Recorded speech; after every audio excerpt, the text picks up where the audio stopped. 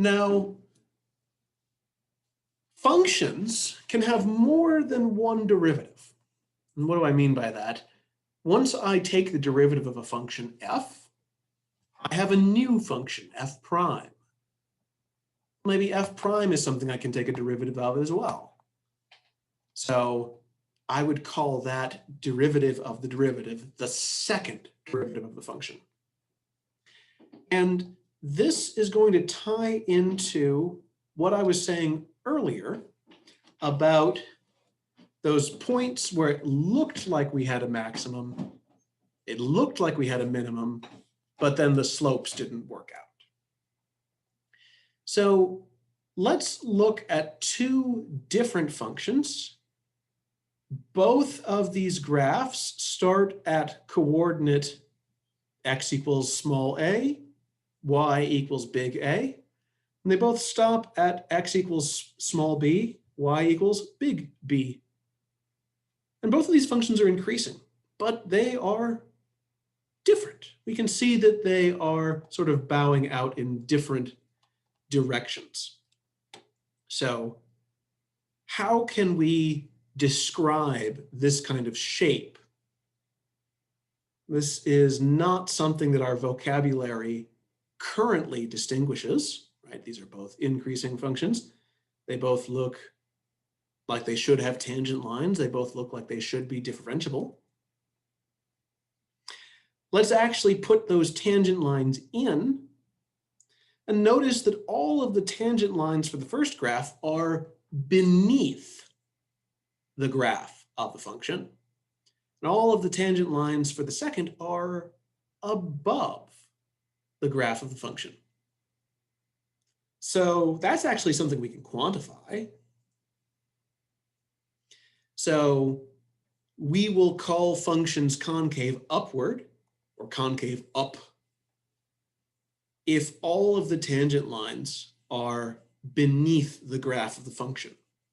At least, in the zoomed in level. I don't care if the function accidentally ends up crossing its tangent line way out at like x equals 1,000,000.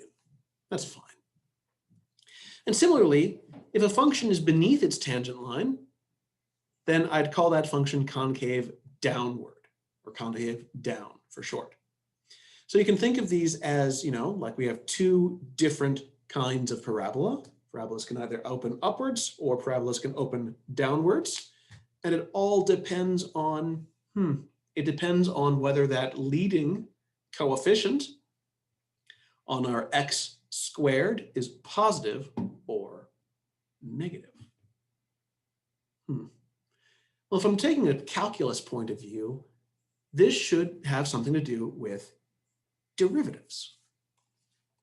In fact, it is the second derivative, as we will soon see. So here's an example where we can see some more concavity. Each of these intervals is chosen so that the function is concave up or concave down the whole way through on each of these subintervals. And notice in the picture that we are allowed to change concavity here at coordinates x equals small b, x equals small c, x equals small d, and so on. Each of these marked coordinates is somewhere that the function changes its concavity. Now, what does this have to do with the second derivative, as I was hinting?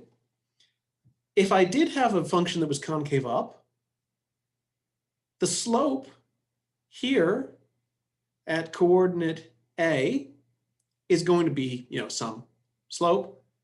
But for the fact that the function is concave up, my tangent lines have to have steeper slope the farther to the right that I go. So it's the slope of the tangent line which is increasing. Well, the slope of the tangent line is supposed to be the value of the derivative. The value of the derivative is increasing, and increasing functions have a positive derivative. So the derivative of the derivative should be positive for concave up functions. Let's try the same thing with concave down. At coordinate A, okay, I've got some concave down thing. I've got some slope. The further I go, the smaller the slope has to get. So here my slope is becoming shallower as it gets to 0. If I go far enough, my slope might even become negative. So that means the slope of my tangent lines is decreasing. Slope of a tangent line is the value of the derivative. The value of the derivative is decreasing. Decreasing functions have a negative slope, so the derivative of the derivative is negative for functions that are concave down. Oh, that's how we got to second derivative.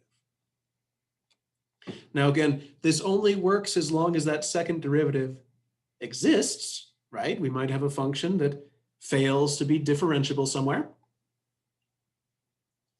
But this is the concavity test. If you want to know the concavity of a function without having to graph it first, all we have to do is calculate that second derivative. If the value of that second derivative is positive on some interval, the function is concave up there.